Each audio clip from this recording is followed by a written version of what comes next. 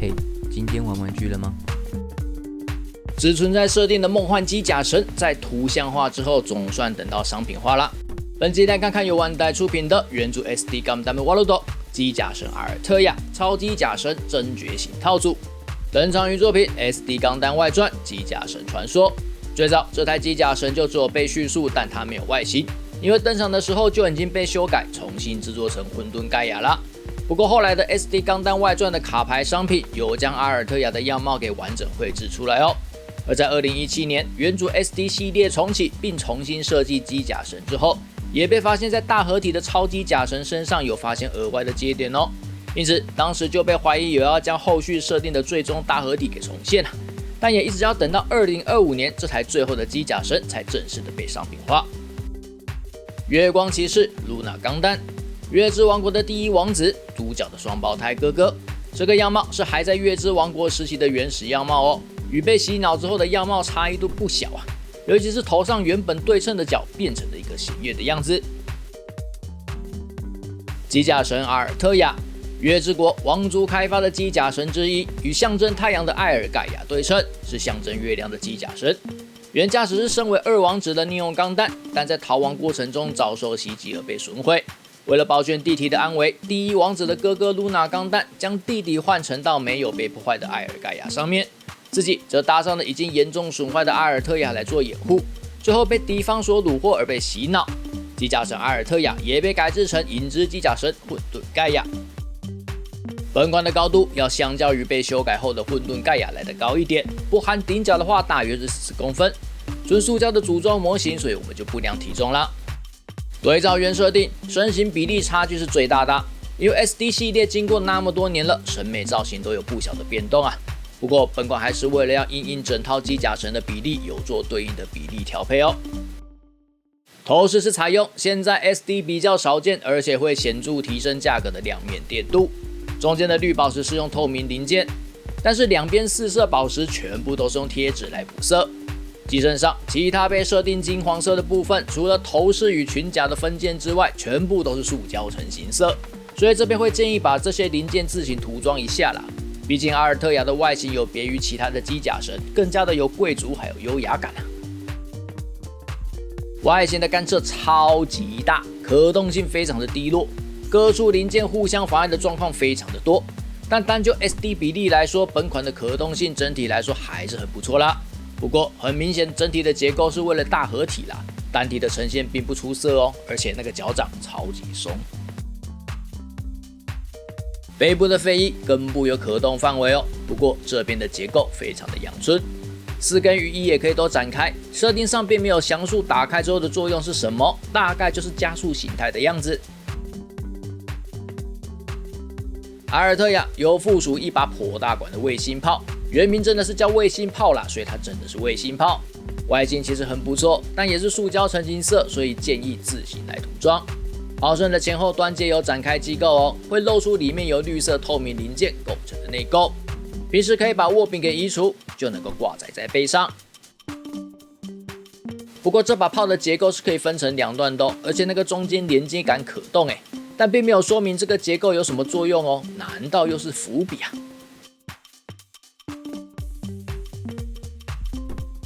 阿尔特亚也可以成为超级甲神的核心，不过因为整个结构明显没有追求一体变形所以本款要变成核心的时候，几乎是要把身上所有东西拆光光。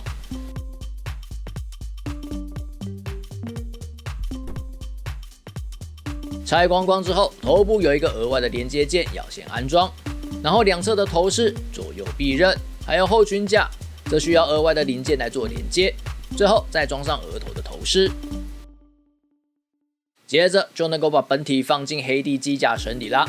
胸部的装饰装上去，皇冠一样是金色的在前面，把皇冠戴上去就完成啦。超级甲神刚灭绝机圣阿尔特亚核心，故事的本片并没有出现过的样式，应该是连卡牌也没有出现过啦，纯粹是重现艾尔盖亚还有阿尔特亚都可以成为超级甲神的核心的这个设定。外形其实就只有胸部的装饰不一样啦，不过以阿尔特亚为核心的时候就没有合体武装咯，这边是万代忘记设定的吗？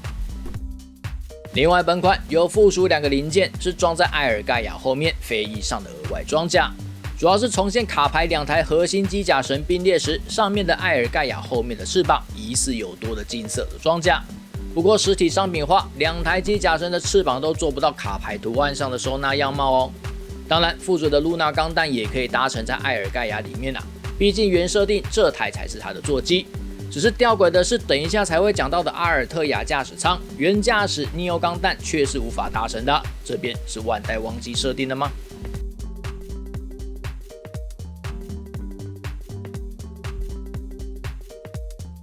本款的真正卖点就是可以重现超机甲神真正的7体合体英姿首先，没有一体变形的阿尔特雅直接被大卸8块，头部两侧的头饰稍微转向。额头的头饰则是改装在下方的接点，把眼睛给遮起来。身体前端的外装甲全部移除，然后装在另外的驾驶舱展开零件之上。肩膀、根部与双手也都装上去，然后双手水平抬举90度。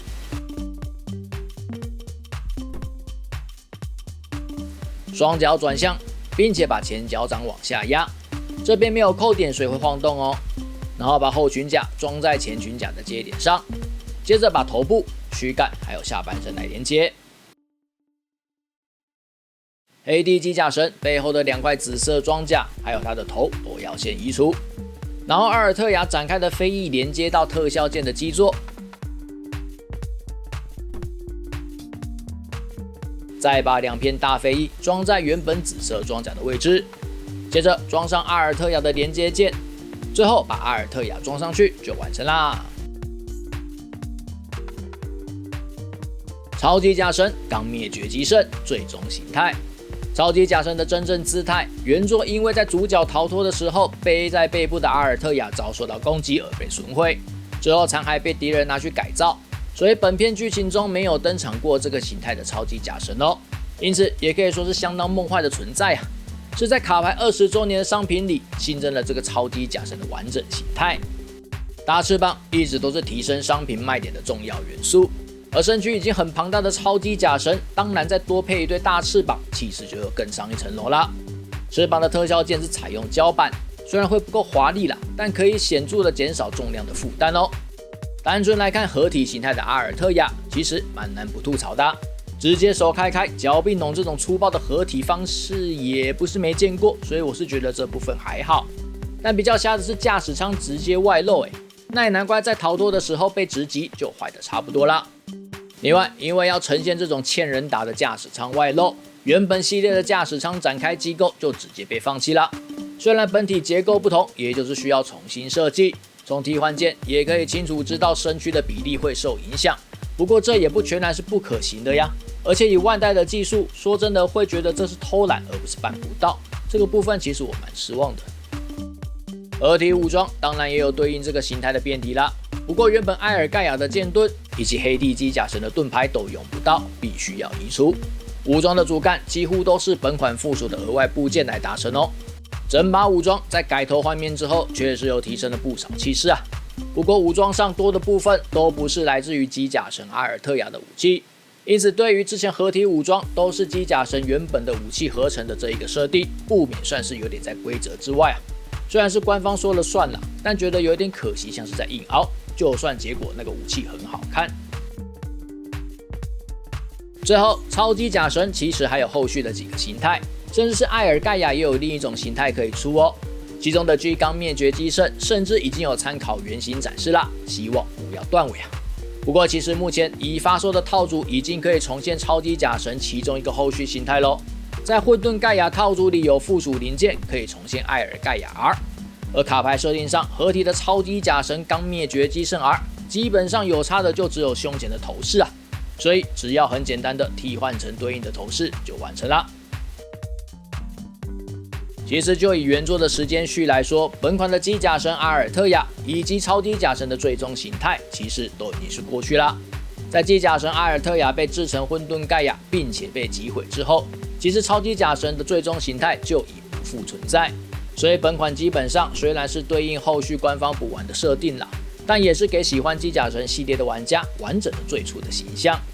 不过，对于本款的整体表现，我个人是觉得有点可惜啦。除了前面有说到的直接取消驾驶舱结构之外，本款在把玩时候与合体时候的感觉，都有点像是超合金魂的超兽机神还有黑鹰啊，就是本体的年代比较久，而后面出的合体机体却为了要迎合比较旧的本体，本意是要让两款商品的差异性不会太大，但最终都会让人觉得是各玩各的，没有真正一体化的感觉。而且本款的机甲神阿尔特雅单体的结构呈现也没有很出色啊，违和感就更重啦。